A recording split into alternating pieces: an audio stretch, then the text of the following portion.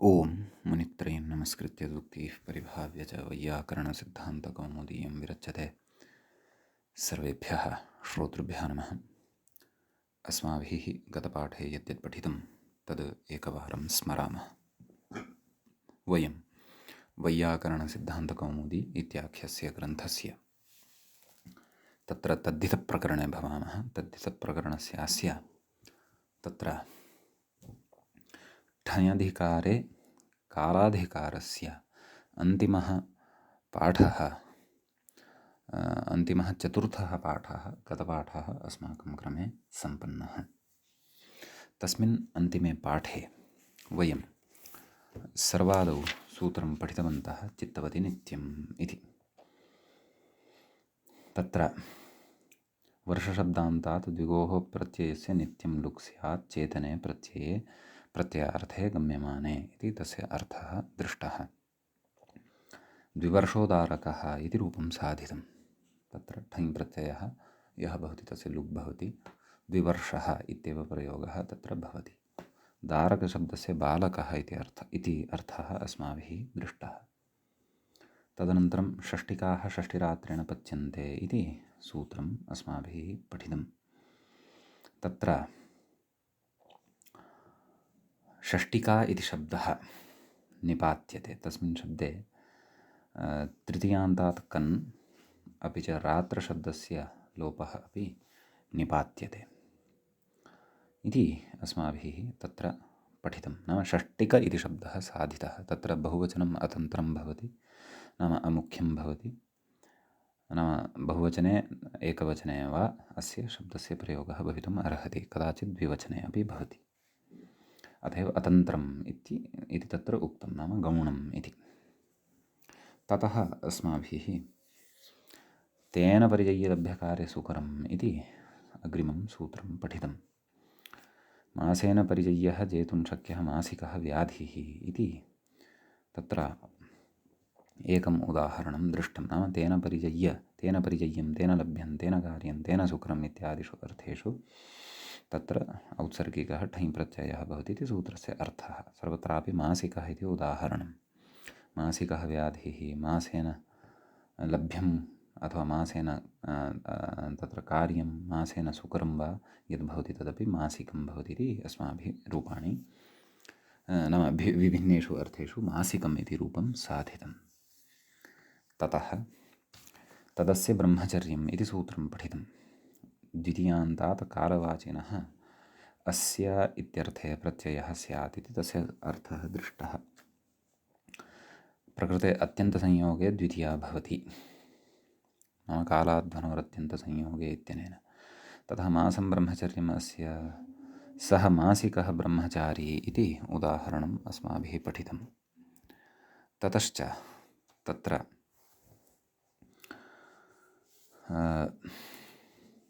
आर्धमासिकः इति अन्यदपि उदाहरणं दृष्टं। तत्र प्रकृते तद् इत्यनेन प्रथमान्तमपि गृहीतुं शक्यते, तदपि एवं रीत्यापि अत्र व्याख्यानं भवति। अतः तत्र प्रथमान्तात् अस्य इत्यर्थे प्रत्ययः भवति इति अपि अस्माभिः पठितं। ततः मासः अस्य इति मासिकं ब्रह्मचर्यम् इति अस्माभिः पठितं। तदनन्तरं तत्र वार्तिकमेकं पठितं, महानाम्न्यादिभ्यः षष्ठ्यन्तेभ्यः उपसङ्ख्यानम् इति।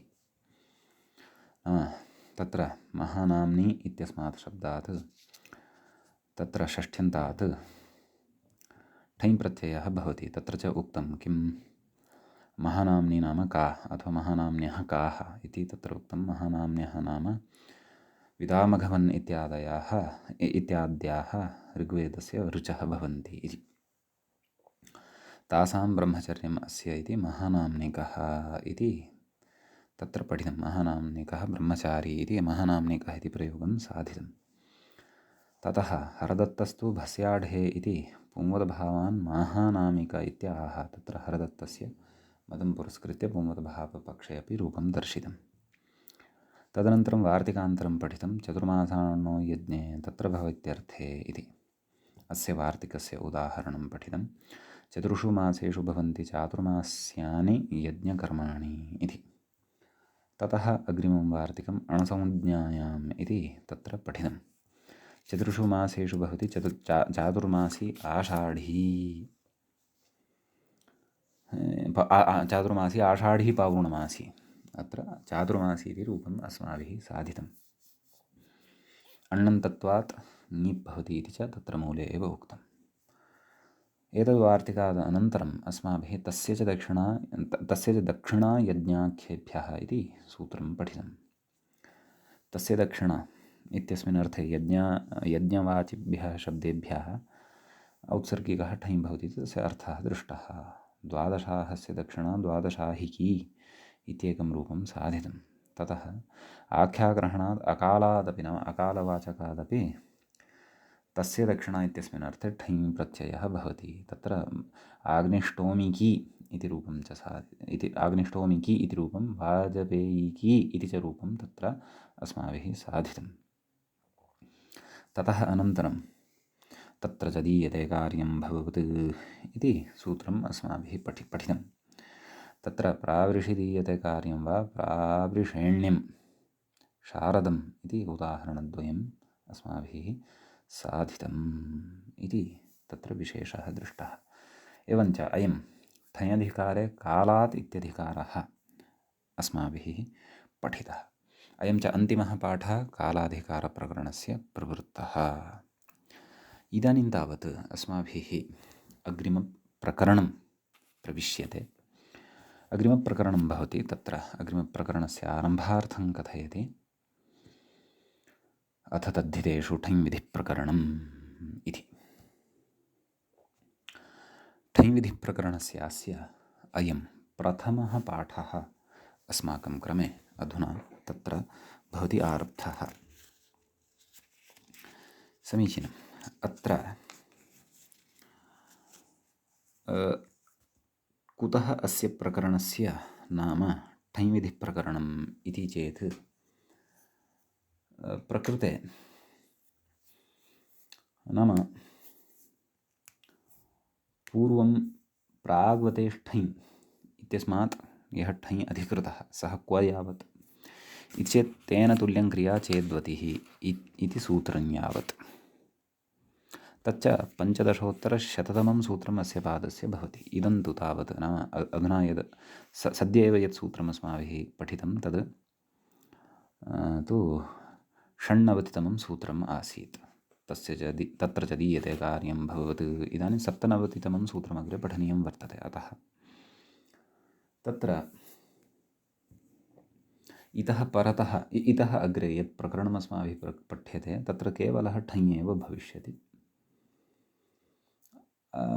ठञम् अतिरिच्य अन्यः प्रत्ययः न तत्र भविष्यति इति कृत्वा विशिष्टान् अर्थान् सर्वान् कथयित्वा ततः परं ये अवशिष्टाः अर्थाः अथवा तत्र ठञ् सम्बन्धीनि अविशिष्टानि यानि सूत्राणि सन्ति तानि सूत्राणि अत्र अस्मिन् प्रकरणे निवेशितानि ग्रन्थकारेण। केचन तु एतं ठञ् विधिप्रकरणम् अपि तत्र कालाधिकारप्रकरणे एव अन्तर्भाव्य पठन्ति, परन्तु प्रकृते अस्माकं पाठः पुरतः यः वर्तते, बालमनोरमा सहितः यः पाठः अस्मत्पुरतः यः वर्तते, सोऽयं पाठस्तु तत्र इत्थमेव प्रदर्शयति यत् इदानीं ठञ् विधिप्रकरणं पृथक्तया आरब्धं वर्तते दीक्षितेन।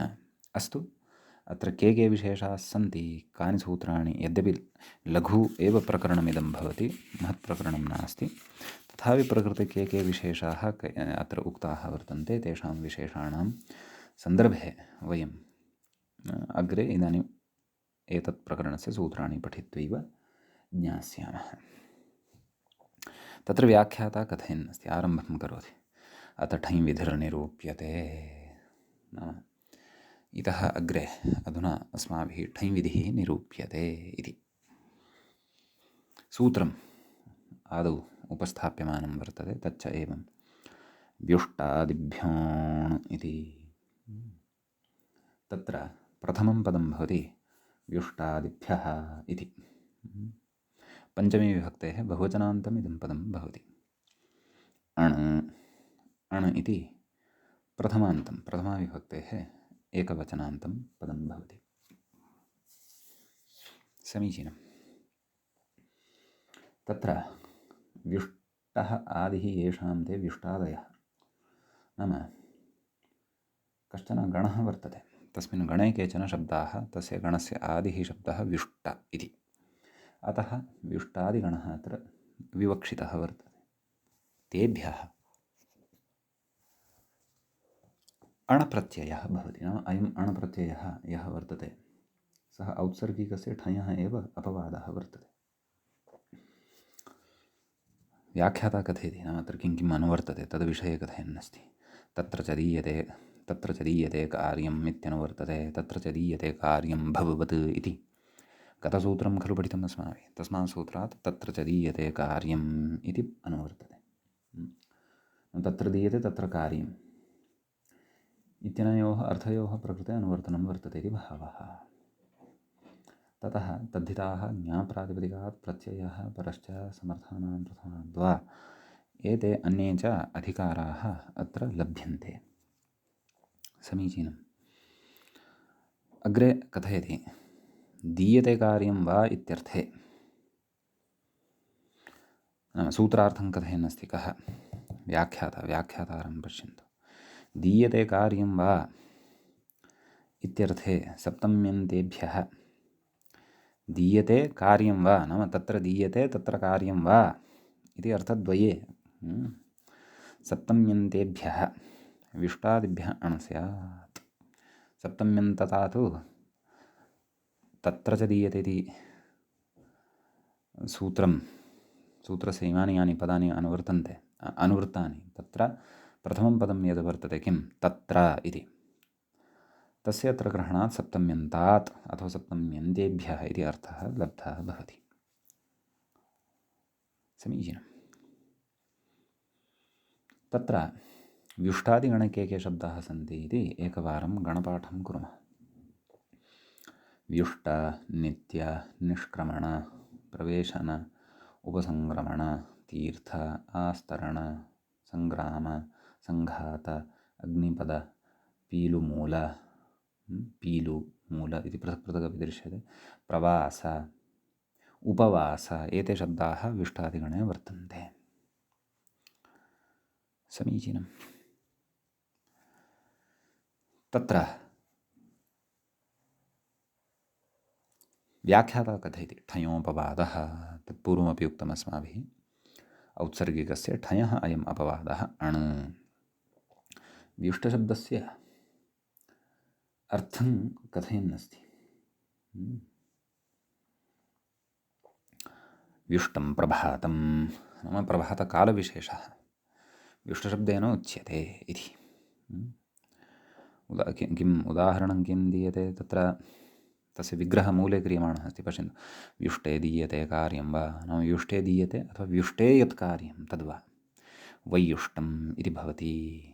तर्हि व्युष्ट इति शब्दात् अण् तत्र कथयन्नस्ति व्याख्याता, पश्यन्तु। अणि नैवाभ्याम् इत्यैच् ऐजागमः भवति, अतः व ऐ य उष्ट आ आदिवृद्धिः प्राप्ता आसीत् तद्धितेषु चामादेः, परन्तु आदिवृद्धिं प्रबाध्य प्रकृते ऐचागमः प्रवर्तते इति भावः। समीचीनं। तर्हि वैयुष्टा सु अम्पुरुरूपादिकं च विधाय वैयुष्टम् इति रूपं तत्र सिद्धं भवति। समीचीनं। ततः मूले किमपि अन्यदपि उच्यते, वैयुष्ट्यमिति रूपं साधितुम् अग्रे कथयति। व्युष्टतीर्थसङ्ग्रामप्रवास इत्यादि। तत्र एते शब्दाः तस्मिन् गणे वर्तन्ते, ते तस्मात् गणात् कांश्चन शब्दान् आदाय अत्र पठन्नस्ति। व्युष्टतीर्थसङ्ग्रामप्रवास, तीर्थशब्दः अस्ति, सङ्ग्राम अपि अस्ति, प्रवास अपि अस्ति। अस्माभिः यत्र गणपाठः पठितः तत्र इमे अपि सन्ति, अन्येपि सन्ति, एते एव सन्ति इति नास्ति, अतः एव इत्यादि इति उक्तवान्। आदिशब्देन तत्र अन्येषामपि ग्रहणं कर्तव्यम्। समीचीनम्। अग्रे कथयति।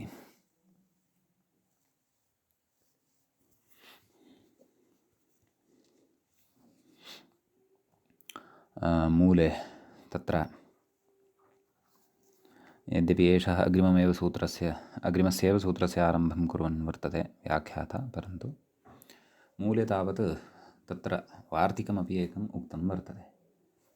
तच्च वार्तिकम् एवं भवति। तत्र कोष्ठकयोः पाठः दत्तः वर्तते। अग्निपदादिभ्यो उपसङ्ख्यानम्। नाम अग्निपदादयः केचन शब्दाः वर्तन्ते, तेभ्यः अपि तत्र अणः उपसङ्ख्यानं कर्तव्यं। तत्र दीयते तत्र कार्यम् इत्यस्मिन् अर्थे इति भावः। एवं किल। तत्र इदं वार्तिकं सर्वेषां मते नास्ति। केचन तावत् व्युष्टादिगणे एव अग्निपदादयः शब्दाः अपि पठ्यन्ते, अतः व्युष्टादिभ्यश्च इत्यनेन सूत्रेण एव सिद्धिः भवति इति कथयन्ति। परन्तु केचन क्वचित् अयं पाठः दृश्यते, अग्निपदादिभ्य उपसङ्ख्यानं। तस्य विग्रहः प्रदत्तः वर्तते। तत्र प्रथमम् एकम् उदाहरणम् आग्निपदमिति दत्तं वर्तते। तत्र विग्रहं कथयन् अस्ति। अग्निपदे दीयते कार्यं वा, नाम अग्निपदे दीयते अग्निपदे कार्यं वा इति आग्निपदं। तर्हि अग्निपद इति शब्दात् अण् भवति, आदिवृद्धिः, दकारोत्तरवर्तिनः अकारस्य लोपः भवति। आग्निपद सु अं पूर्वरूपं च विधाय आग्निपदम् इति रूपं तत्र भवति सिद्धं। समीचीनं। ततः तत्र पैलुमूलम् इति अन्यदपि तत्र शब्दः, अन्योपि शब्दः कैश्चित् तत्र अन्तर्भाव्यते। पीलुमूले दीयते, पीलु नाम पीलु इति वृक्षविशेषः, तस्य मूले पीलुमूले दीयते अथवा पीलुमूले कार्यं यद्भवति तद् पैलुमूलं भवति। अत्रापि अणि सति आदिवृद्धिः भवति। पैलुमूल सु अं पूर्वरूपं च विधाय पैलुमूलम् इति तत्र भवति रूपं सिद्धं। समीचीनं। ततः तत्र वार्तिकगतः एतावानेव विशेषः अत्र भवति। अधुना अग्रे सूत्रमत्र पठामः। सूत्रं भवति एवं। तेन यथा कथा च हस्ताभ्यां णयतौ इति। सूत्रे तेन इति प्रथमं पदं भवति। यथा कथा च हस्ताभ्याम् इति द्वितीयं पदं भवति। अणयतौ इति तृतीयं पदं भवति। तेन इत्यत्र तृतीया विभक्तिः भवति। तच्छब्दस्य तृतीया विभक्तेः एकवचने तेन इति रूपं भवति। सम्यक्। यथा कथा च हस्ताभ्यां पञ्चमी विभक्तेः द्विवचनान्तम् इदं पदं भवति। कथं विग्रहः? यथा कथा च हस्तश्च। पुनः वदामि, यथा कथा च हस्तः च। अर्थात् प्रथमः शब्दः अत्र यथा कथा च इति अस्ति। त्रयाणाम् अव्ययानां त्रिभिः अव्ययैः एकः शब्दः एषः। त्रयाणाम् अव्ययानां समासेन एकः शब्दः अथवा एकं पदम् अत्र उच्यमानम् अस्ति। इदं किं? यथा कथा च इति। एवं किल। यथा कथा च हस्तौ ताभ्यां, यथा कथा च हस्ताभ्याम्, इतरेतरयोगद्वन्द्वः भवति। णश्च यच्च, णयतौ इत्यत्रापि इतरेतरयोगद्वन्द्वसमासः भवति। समीचीनम्। ततः प्रकृते किं किम् अनुवर्तते इति अस्ति द्रष्टव्यं। तत्र च दीयते कार्यं भवत् इत्यस्मात् तत्र दीयते कार्यम् इत्यनुवर्तते। समीचीनं। ततः प्रकृते तद्धिताः ज्ञाप्रातिपदिकात् प्रत्ययः परश्च समर्थानां प्रथमाद्वा एते सर्वेपि अत्र अनुवर्तन्ते। द्वौ शब्दौ अत्र गृहीतौ वर्तेते, नाम याभ्यां प्रत्ययौ विधास्यतः तौ कौ शब्दौ यथा कथा च अपि च हस्ता इति। ययोः प्रत्यययोः विधानं भविष्यति तौ णयतौ। अतः समानसङ्ख्याकौ शब्दौ समानसङ्ख्याकौ च प्रत्ययौ इति कृत्वा यथासङ्ख्यमनुदेशसमानः इति परिभाषा अत्र उपतिष्ठते।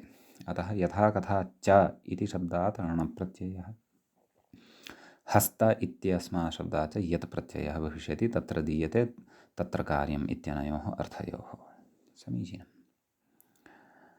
तत्र व्याख्याता तु अग्रिमं विषयं कथयन्नस्ति। सूत्रस्य अर्थं पश्यामः। मूले पश्यन्तु। यथा कथा च इति अव्ययसङ्घातात् तृतीयान्तात् हस्तशब्दाच्च, नाम यथा कथा च इति अव्ययत्रयस्य यः सङ्घातः नाम समूहः वर्तते तस्मात्, अपि च तृतीयान्तः यः हस्तशब्दः वर्तते तस्मात् च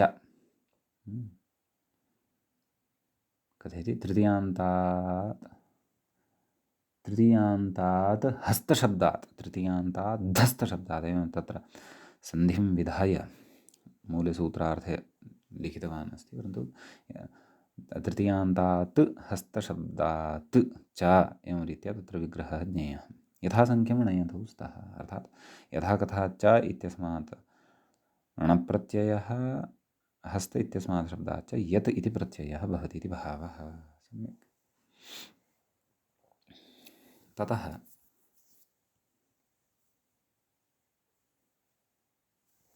तत्र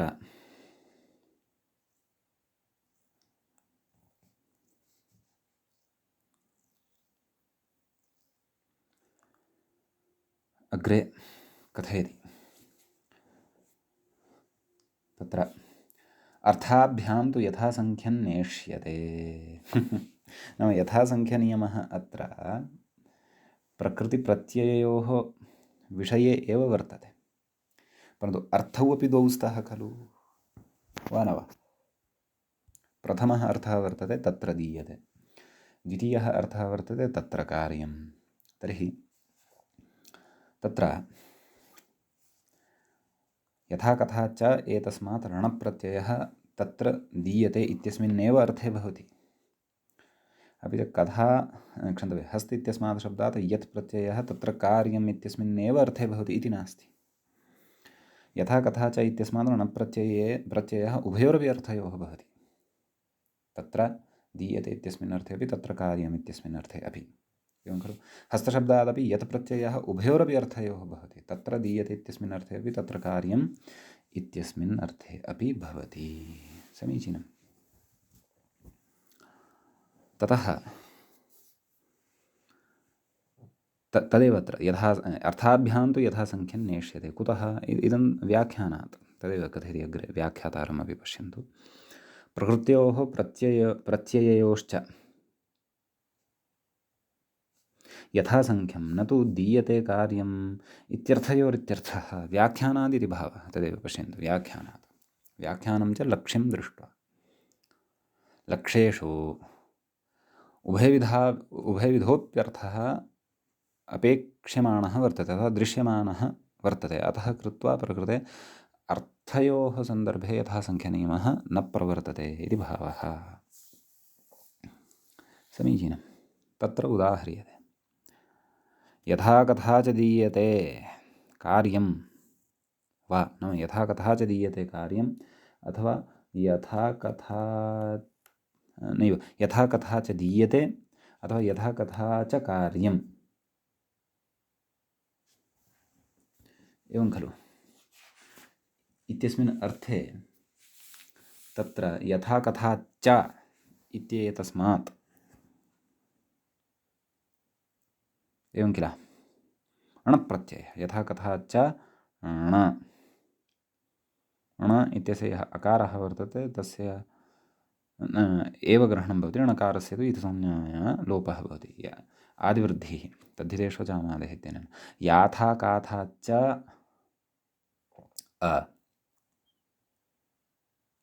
यस्य चैत्यनेन चकारोत्तरवर्तिनः अकारस्य लोपः। याथा काथा च याथा काथा च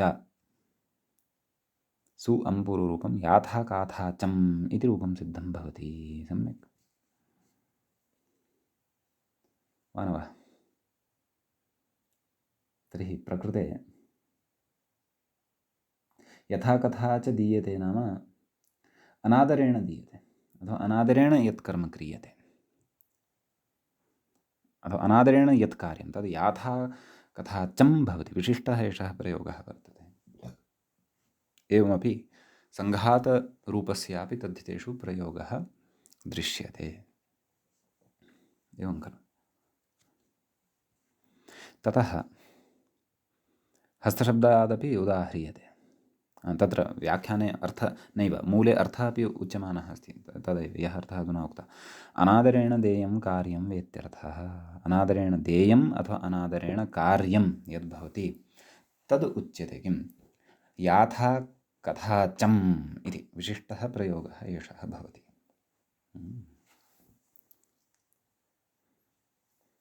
समीचीनं। ततः तत्र हस्तेन दीयते कार्यं वा हस्त्यम् इति अन्यदुदाहरणं। हस्तेन दीयते अथवा हस्तेन कार्यं यद्भवति तद् हस्त्यम् इत्युच्यते। प्रकृते यत् प्रत्ययः वर्तते, प्रत्ययस्य विधानविषये तु यथासङ्ख्यनियमः प्रवर्तत एव इति भावः। समीचीनम्। अतः हस्त्यम् इति रूपं सिद्धं। हस्त या यस्य चेतनेन अलोपः, हस्त या हस्त्या सु अम्पुरुरूपं च विधाय हस्त्यम् इति रूपं तत्र सिद्धं भवति। समीचीनम्। इति एतावान् विशेषः अस्मिन् सूत्रे भवति। ततः अग्रिमं सूत्रम् अधुना अस्माभिः अत्र पठनीयं वर्तते। अग्रिमं च सूत्रं वर्तते सम्पादिनि। तत्र सूत्रे नैव सम्पादिनि इति एकमेव पदं वर्तते, पदद्वयं न वर्तते। सम्पादिन् इति नकारान्तस्य शब्दस्य सप्तमी विभक्तेः एकवचनान्तम् इदं पदं भवति सम्पादिनि। एवं किल? तत्र मूले कथयन्नस्ति तेन इत्येव। एवं खलु? नाम तत्र प्रकृते तेन यथा कथा च हस्ताभ्यां नयतु इत्यस्मात् सूत्रात् तेन इति अनुवर्तते एव इति भावः। ततः औत्सर्गिकः ठञ् तद्धिताः ज्ञाप्रातिपदिकात् प्रत्ययः परश्च समर्थानां प्रथमाद्वा एते अन्ये अपि अधिकाराः अत्र अनुवर्तन्ते। तत्र व्याख्याता सूत्रार्थकथनाय किम् अपेक्षितम् आदौ कथयन्नस्ति तदपि पश्यामः। किं कथयति? सम्पादः सम्पत्तिः। एवं किल? सम्पादो नाम सम्पत्तिः अथवा शोभा। सम्पादः सम्पत्तिः, सम्पत्तिर्नाम शोभा। अस्य अस्ति इति सम्पादी। सम्पादः अस्य अस्ति इति अत्र अत इनिठनो इत्यनेन मतुवर्थे इनि प्रत्ययः विधीयते इति भावः। समीचीनं। कथयति? तस्मिन् अर्थे तृतीयान्तात् ठग् इत्यर्थः। एवं खलु? तस्मिन् अर्थे प्रकृते तृतीयान्तात् ठक् प्रत्ययः भवति, परन्तु ठक् कुतः आगतः? ठया खलु भाव्यं। कथं वा ठग् इत्युच्यते? ठकस्तु प्रसङ्गः एव नास्ति। तत्र किम् उच्यते? औत्सर्गिकस्य ठयः एव खलु अत्र अनुवर्तनं वर्तते। अतः इदं परिष्करणीयम् इति मम भाति।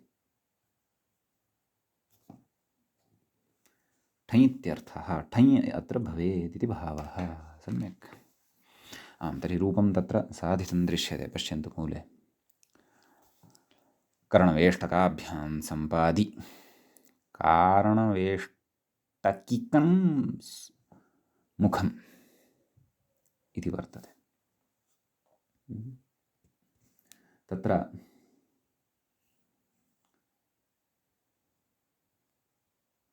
तस्य अर्थम् अग्रे कथयन्नस्ति। पश्यन्तु। कर्णालङ्काराभ्याम् अवश्यं शोभते इत्यर्थः। सम्पादिनी इत्युक्तं नाम तेन सम्पादिनी सम्पादिनी नाम सम्पादः सम्पत्ति अर्थात् शोभा अस्य अस्ति इति सम्पादि इत्युक्तं खलु।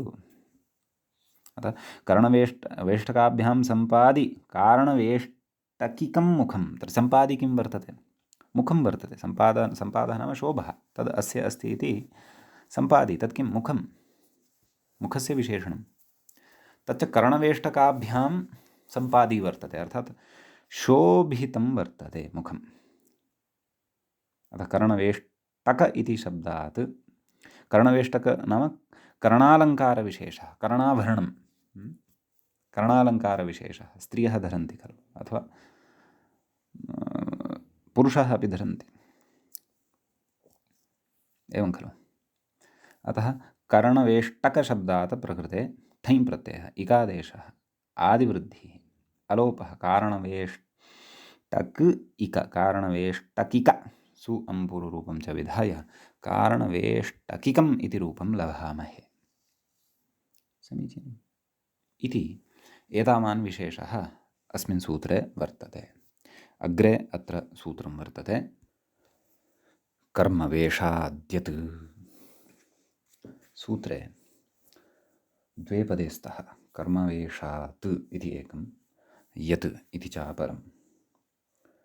तत्र कर्म च वेषश्च कर्मवेषम् इतरेतर इति न परन्तु समाहारद्वन्द्वः अत्र वर्तते। यत् इति प्रथमान्तं भवति प्रकृते नाम एतत् सूत्रं प्रति सम्पादिनी इति सूत्रम् अपि च तेन यथा कथा च हस्ताभ्यां नयतौ इत्यस्मात् तेन इति अनुवर्तते। तद्धिताः ज्ञाप्रातिपदिकात् प्रत्ययः परश्च समर्थानां प्रथमाद्वा एते च अधिकाराः अत्र लभ्यन्ते।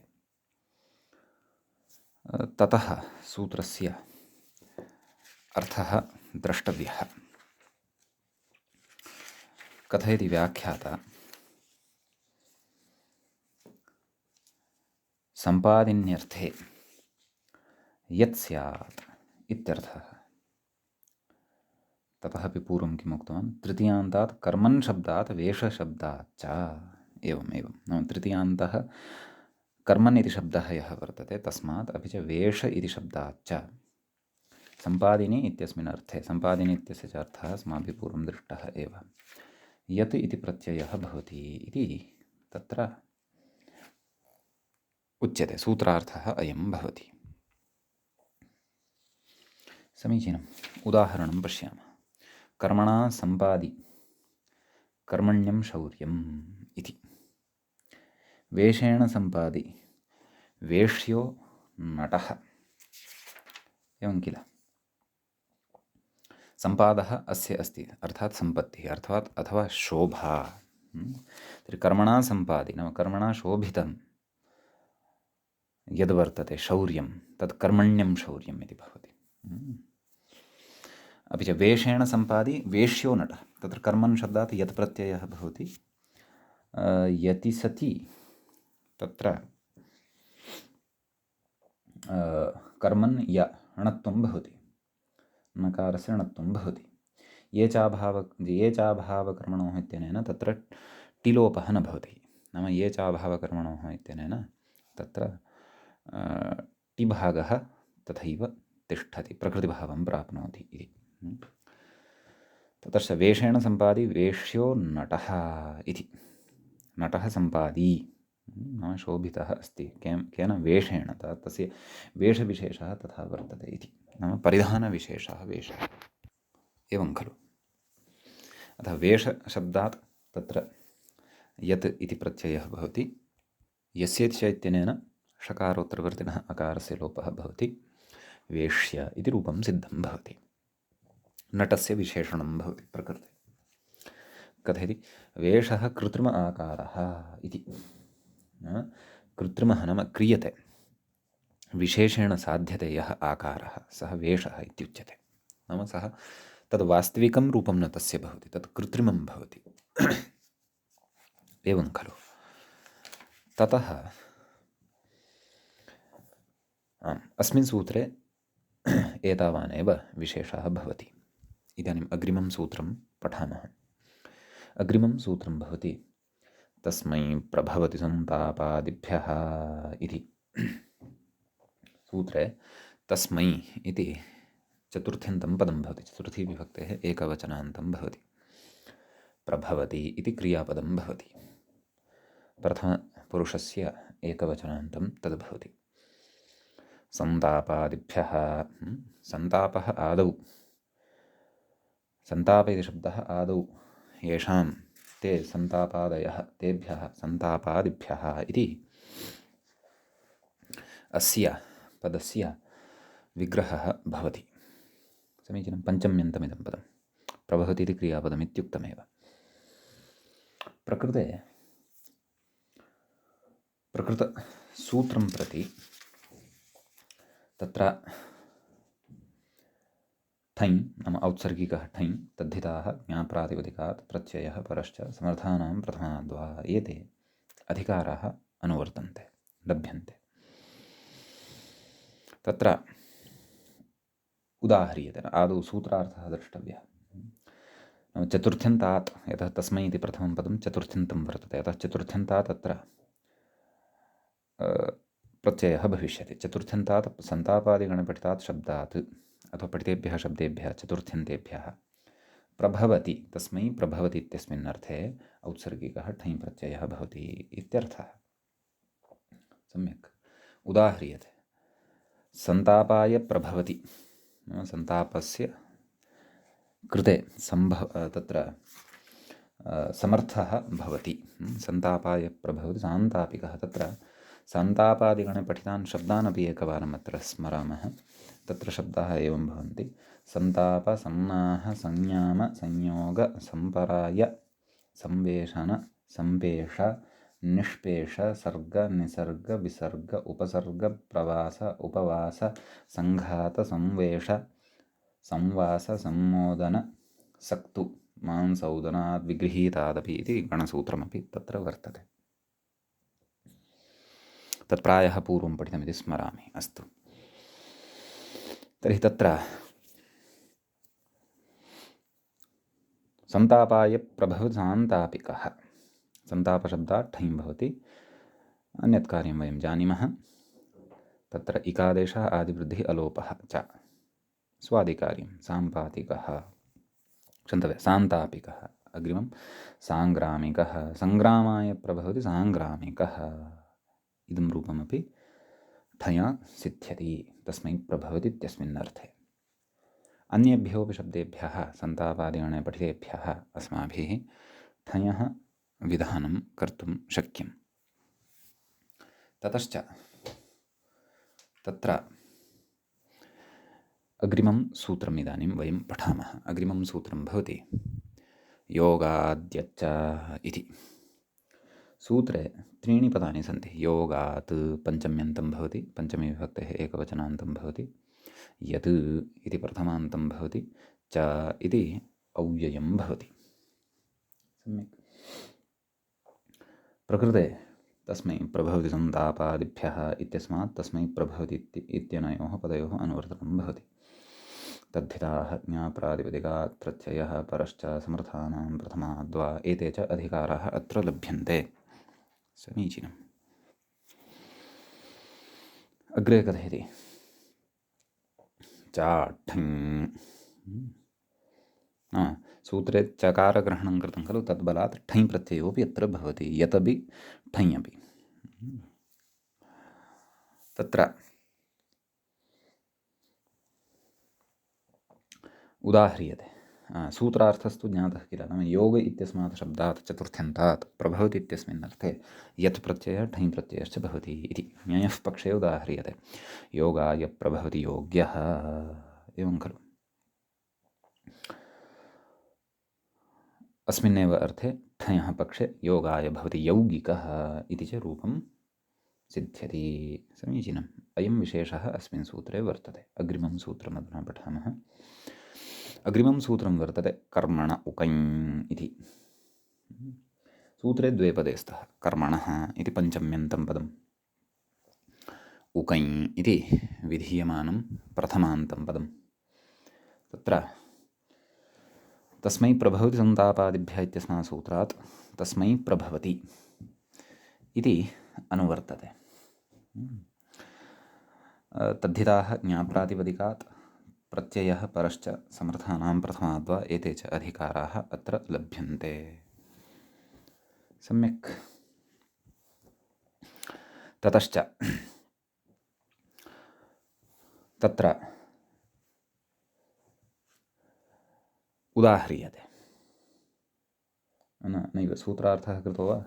तत्र व्याख्याता किं कथयन्नस्ति तदपि द्रष्टव्यं खलु। तस्मै प्रभवति चतुर्थ्यन्तेभ्यः सन्तापादिभ्यः प्रभवति इत्यर्थठञ् स्यात् सन्तापाय प्रभवति शत्रूणां पीडायै शक्नोति इत्यर्थः। पठितं योगाच्च चतुर्थ्यन्तात् प्रभवति इत्यस्मिन् अर्थे इति शेषः। कर्मण उकै इत्यत्र पश्यन्तु किं कथयति। चतुर्थ्यन्तात् प्रभवति इत्यर्थे इति शेषः इति। अत्र कर्मन् इति शब्दात् उकै इति प्रत्ययः भवति। कर्मन् उका आदिवृद्धिः यथा उकै ङित् वर्तते। कार्मन् उका उकै टिलोपः अर्थात् उकै सति नस्तद्धिते इत्यनेन टिलोपः भवति। कार्म उका कार्मुक सुप्रत्ययः तस्य स्थाने अं पूर्वरूपं च विधाय कार्मुकम् इति रूपं लभामहे। एतावान् विशेषः अस्मिन् सूत्रे वर्तते। इदानीम् अग्रिमं सूत्रं पश्यामः। अग्रिमं सूत्रं वर्तते समयस्तदस्य प्राप्तम् इति। समयः इति प्रथमान्तं पदं भवति। तत् इति प्रथमान्तं पदं भवति तद् शब्दस्य, तद् इति शब्दस्य। तदनन्तरम् अस्य इत्यत्र इदम् इति मूलशब्दः भवति, तस्य षष्ठ्यन्तं भवति अस्य इति। प्राप्तम् इति प्रथमान्तं भवति। समीचीनम्। तत्र व्याख्याता कथयति। अस्तु, अत्र किं किम् अनुवर्तते तदादौ विचारयामः। प्रकृते तदेव सामान्याः अधिकाराः ये सर्वत्र सन्ति ते एव आगच्छन्ति। ठञ् तद्धिताः ज्ञाप्रातिपदिकात् प्रत्ययः परश्च समर्थानां प्रथमाद्वा। तत्र व्याख्याता कथयति तदिति प्राप्तम् इति च सामान्य नपुंसकम् इति उक्तमेव पूर्वं। समयः प्राप्तः अस्य इत्यर्थे। अर्थः कः? अर्थे अवधानं कर्तव्यम्। अर्थे परिवर्तनमस्ति अधुना पूर्वापेक्षया। समयः प्राप्तः अस्य इत्यर्थे प्रथमान्तात् समयशब्दात्। कस्मात् शब्दात्? समयशब्दात्। कीदृशात्? प्रथमान्तात्। ठञ् स्यात्। ठञ् इत्यर्थः नाम ठञ् प्रत्ययः भवति। तदित्युत्तरार्थं नाम तद् इति तु उत्तरार्थं नाम अग्रिमसूत्रार्थम् इति भावः। समीचीनम्। उदाह्रियते। मूले पश्यन्तु। समयः प्राप्तः अस्य सामयिकं नाम यस्य समयः प्राप्तः तद् इदं सामयिकं भवति इत्यर्थः। सम्यक्। किमपि कार्यं वा अथवा यत्किमपि पुल्लिङ्गे अपि भवितुमर्हति। समयः प्राप्तः अस्य पुरुषस्य इति सामयिकः पुरुषः इति। ततः अस्मिन् सूत्रे एतावानेव विशेषः। अग्रिमं सूत्रं प्रविशामः। सूत्रं वर्तते ऋतोरण् इति। ऋतोः इति ऋतु इति शब्दस्य पञ्चम्यन्तं पञ्चमीविभक्तेः एकवचनान्तं भवति।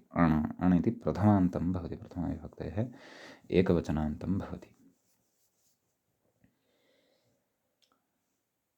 ततः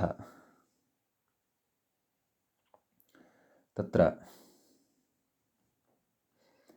प्रकृते समयस्तदस्य प्राप्तम् इत्यस्मात् सूत्रात् तदस्य प्राप्तम् इत्यनुवर्तते। तद्धिताः ज्ञाप्रातिपदिकात् प्रत्ययः परश्च समर्थानां प्रथमाद्वा एते च अधिकाराः अत्र अनुवर्तन्ते। समीचीनम्। अग्रे कथयति प्राप्तम् इत्येव नाम तद् अनुवर्तते एव। प्राप्तः अस्य इत्यर्थे सूत्रार्थः कथ्यमानः अस्ति। प्राप्तः अस्य इत्यर्थे प्रथमान्तात् ऋतोः अण् इत्यर्थः। एवं खलु।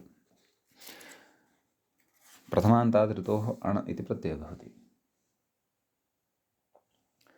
आर्तवम् उदाह्रियते। मूले पश्यन्तु। ऋतुः प्राप्तः अस्य। ऋतुशब्दः पुल्लिङ्गे। ऋतुः प्राप्तः अस्य इति आर्तवम् अस्य कार्यस्य वा अथवा यस्य कस्यापि। तर्हि ऋतुशब्दात् अण् प्रत्ययः भवति। व्याख्याता कथयति अणि ओरोणः, नाम अणि सति ओरोणः इत्यनेन ओकारस्य स्थाने ओ इति भवति। ऋतो आदिवृद्धिः रपरत्वम् अर्थात् ऋ स्थाने आर् इति आगच्छति। आर्त् अव् आर्तव सुप्रत्ययः अं पूर्वरूपं च विधाय आर्तवम् इति रूपं प्राप्नुमः। समीचीनम्। प्रकृते तत्र वार्तिकम् एकम् अस्ति पठ्यमानम्।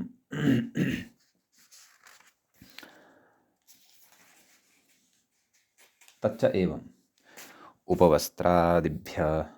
उपवस्त्रादिभ्य उपसङ्ख्यानम्। नाम उपवस्त्रादयः केचन शब्दाः वर्तन्ते, तेभ्योऽपि अस्य अणः उपसङ्ख्यानं कर्तव्यम्। तत्र उदाह्रियते उपवस्ता प्राप्तः अस्य औपवस्त्रम् इति। एवं खलु? तत्र उपवस्ता नाम कः? उपवासस्य कर्ता। उपवासं यः करोति सः उपवस्ता। उपसर्गपूर्वकात् वस् धातोः त्रिजन्तः प्रयोगः एषः। यतः कर्तृकर्ता पठितृपठित्रा तद्वत् उपवस्तृ उपवस्ता इति ऋकारान्तस्य पुल्लिङ्गे प्रथमाविभक्तेः एकवचनस्य प्रयोगः। सः अर्थात् उपवस्ता प्राप्तः अस्य इति औपवस्त्रं। तर्हि तत्र उपवस्तृ इति ऋकारान्तः शब्दः भवति, ततः अण् आदिवृद्धिः इको एणचित्यनेन ऋ स्थाने रेफः उपवस्तृ नैव औपवस्तृ औपवस्त्र सु अं पूर्वरूपम् औपवस्त्रम् इति सिद्ध्यति। किञ्च प्रशिता प्राप्तः अस्य इति प्राशित्रम् इति। प्रशिता अत्रापि ऋकारान्तः शब्दः वर्तते। प्रशितृ इति शब्दः भवति। नैव प्राशिता प्राप्तः अस्य अत्र प्राशितृ इत्येव शब्दः वर्तते। प्राशिता अर्थात् भक्षणस्य कर्ता, अशनस्य कर्ता। तर्हि प्राशितृ इति शब्दात् तत्र अणप्रत्ययः उपवस्त्रादिभ्यो उपसङ्ख्यानम् इत्यनेन। अतः तत्र प्राशितृ अण् इको एणचित्यनेन ऋवर्णस्य स्थाने रेफः प्राशित्र सु अं पूर्वरूपं च विधाय प्राशित्रम् इति रूपं प्राप्नुमः इति कोष्ठकयोः अयं पाठः दृश्यते। अयं पाठः सर्वत्र न दृश्यते इति सम्पादकः कथयति पादटिप्पण्याम्। अस्तु, एतावान् विशेषः अस्मिन् सूत्रे अस्मिन् वार्तिके च वर्तते। इदानीम् अग्रे अग्रिमं सूत्रं पठामः। अग्रिमं सूत्रं वर्तते कालाद्यत् इति। कालात् इति पञ्चम्यन्तं पदं भवति। पञ्चमी विभक्तेः एकवचनान्तं पदं भवति। यत् इति प्रथमान्तं भवति। प्रथमाविभक्तेः एकवचनान्तं भवति। व्याख्याता कथयति तदस्य प्राप्तम् इत्येव, अर्थात् समयस्तदस्य प्राप्तम् इत्यस्मात् तदस्य प्राप्तम् इत्यनुवर्तते। तद्धिताः ज्ञाप्रातिपदिकात् प्रत्ययः परश्च समर्थानां प्रथमाद् वा एते च अधिकाराः अत्र लभ्यन्ते। समीचीनम्। अग्रे सूत्रार्थं कथयन्नस्ति व्याख्याता। प्रथमान्तात् कालशब्दात् अस्य प्राप्तः इत्यर्थे यदित्यर्थः, अस्य प्राप्तः इत्यस्मिन् अर्थे यत् प्रत्ययो भवति इति। तत्र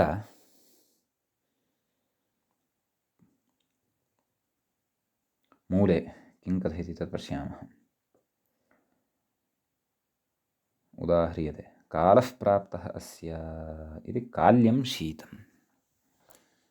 एवं खलु? नाम अस्य कालः सम्प्राप्तः वर्तते, अतः इदं शीतं काल्यं वर्तते। कालशब्दात् यत् प्रत्ययः यस्येति चैतन्येन अकारलोपः काल्य काल्य सु अं पूर्वरूपं काल्यम् इति रूपं सिद्ध्यति।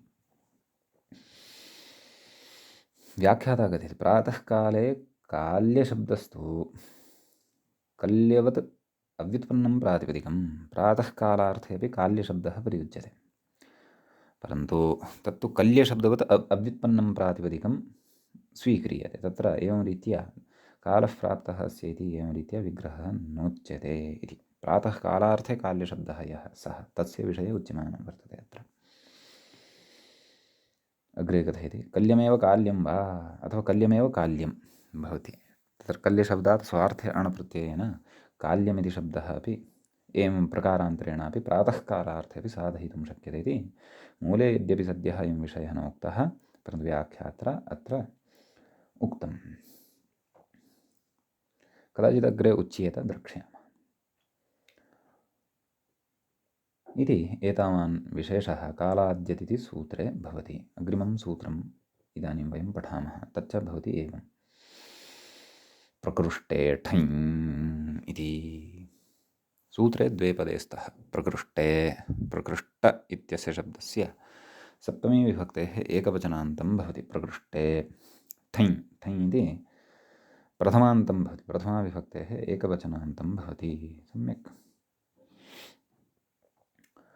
प्रकृते व्याख्याता मूले कथयति नाम अनुवृत्तिविषये कालात् इत्येव अर्थात् कालाद्यतित्यस्मात् सूत्रात् कालात् इत्यनुवर्तते। समयस्तदस्य प्राप्तमित्यस्मात् सूत्रात् तदस्य इत्यनुवर्तते।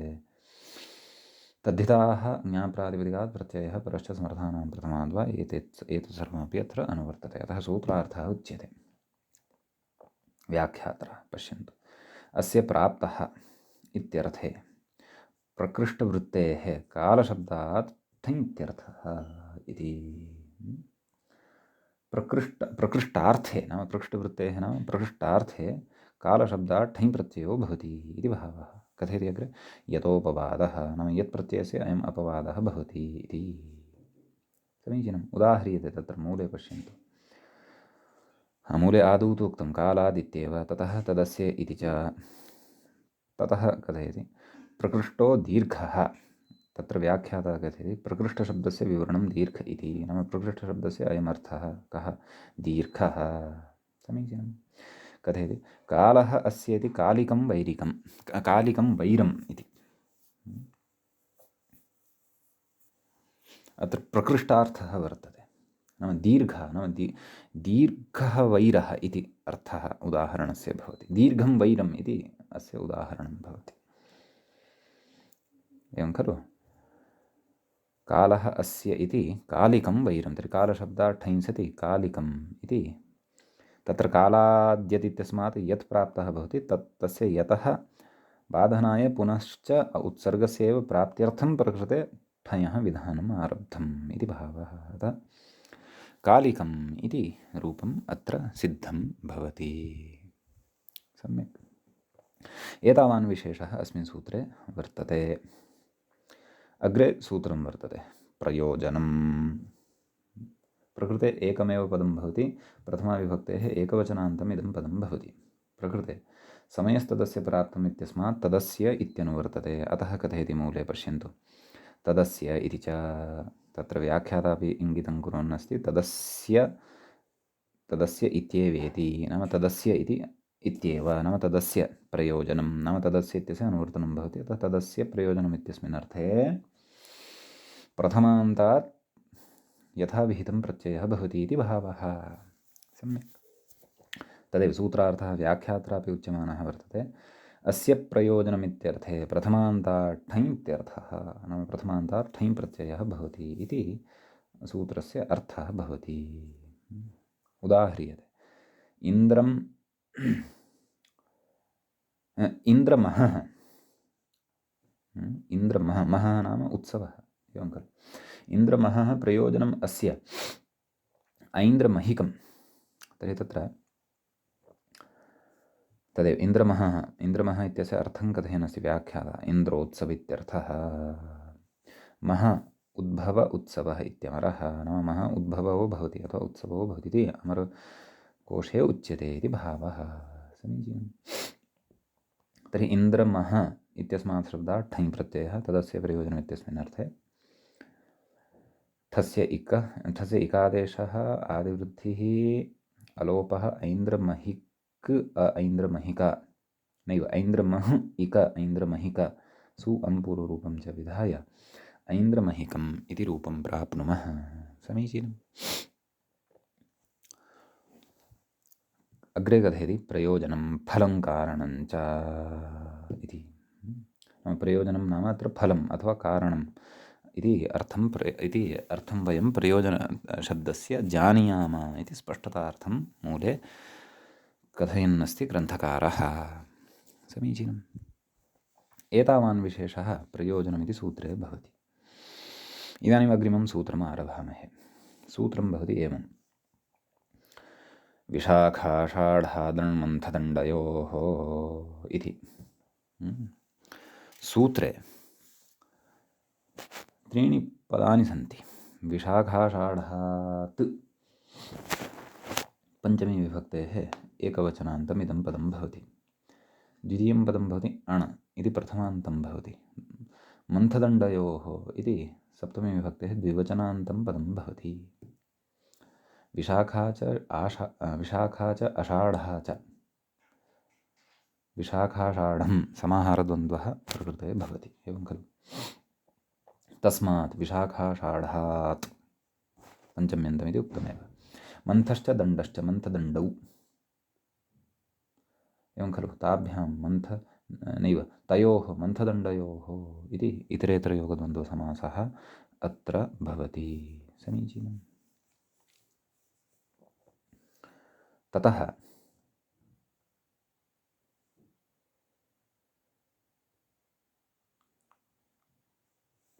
अत्र सूत्रार्थः अधुना अस्माभिः कर्तव्यः वर्तते, परन्तु तदर्थं किं किम् अनुवर्तते इति द्रष्टव्यम्। परन्तु अस्मात् सूत्रात् पूर्वं व्याख्यात्रा किमपि उच्यमानमस्ति, तत्तु मया न पठितमेव, पठनीयं। पश्यन्तु, गतसूत्रविषये प्रयोजनं फलं कारणं चेति। पुनः तत्र गच्छामः, चिन्तयामः किं कथयति अग्रे। प्रयुज्यते वृत्त्या निष्पाद्यते इति कर्मणि ल्युटि प्रयोजनशब्दः फलवाची। प्रयोजनशब्दस्य व्युत्पत्तिं कथयन्नस्ति। प्रयुज्यते प्रवृत्त्या निष्पाद्यते, एतादृशार्थे कर्मणि ल्युट् वर्तते। अत्र उपसर्गपूर्वो युजधातोः ल्युट् सति प्रयोजनशब्दः सिद्ध्यति इति भावः। अग्रे कथयति प्रयुज्यते प्रवर्तते पुरुषः अनेन इति करणे ल्युटि प्रयोजनशब्दः प्रवर्तकवाचीत्यर्थः।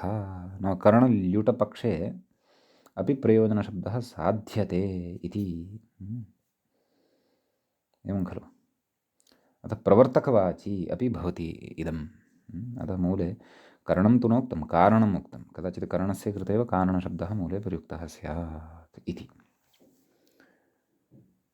समीचीनम्। अस्तु, अधुना आगच्छन्तु अग्रे। विशाखाषाढादण्मन्थदण्डयोः। आम्, अस्य अस्माभिः विग्रहादिकं सर्वं कृतं। प्रकृते तदेव प्रयोजनम् इति सूत्रमनुवर्तते। तदस्य समयस्तदस्य प्राप्तम् इत्यस्मात् सूत्रात् तदस्य इत्यनुवर्तते। तद्धिताः ज्ञाप्रातिपदिकात् प्रत्ययः परश्च समर्थानां प्रथमाद्वा इत्येतच्च सर्वम् अपि अत्र अनुवर्तते। समीचीनम्। अतः अत्र सूत्रार्थम् अधुना वयं पश्यामः। सूत्रार्थं प्रति नयनात् पूर्वं व्याख्यात्रा किमपि उच्यमानमस्ति, तत् पश्यामः। विशाखाशब्दात् आषाढशब्दाच्च प्रथमान्तात् अस्य प्रयोजनमित्यर्थे अण स्यात् समुदायेन मन्थे दण्डे च क्रमात् गम्ये सति इत्यर्थः। नाम विशाखाशब्दात् यदा अणप्रत्ययः विधीयते तर्हि मन्थार्थः अवगम्यमानः स्यात् प्रकृतिप्रत्ययाभ्याम्। अषाढशब्दात् यदा अणप्रत्ययः करिष्यते तदा दण्डार्थः तत्र गम्यमानः स्यात् प्रकृतिप्रत्ययाभ्याम्। तदाह आभ्याम् इति। अतः सूत्रार्थं कथयति तत्र किम्? आभ्याम् अण स्यात् प्रयोजनम् इत्यर्थे क्रमात् मन्थदण्डयोरर्थयोः इति। नाम मन्थदण्डयोः अर्थयोः गम्यमानयोः इति भावः। सम्यक्। तर्हि अस्माकं स्पष्टता अस्ति एव। विशाखाशब्दात् अणप्रत्ययः मन्थार्थे, अषाढः शब्दात् अणप्रत्ययः दण्डार्थे। तच्च प्रत्ययोः प्रत्ययस्तु एकः एव, अर्थयोः यथासङ्ख्यनियमः अत्र अवगन्तव्यः इति। तर्हि प्रकृते मन्थः नाम कः, दण्डः नाम कः इति अग्रे व्याख्याता कथयिष्यति। तच्च वयम् अग्रिमे पाठे पठिष्यामः। अद्यतनपाठः तावत् अत्रैव उपसंह्रियते। मङ्गलम्।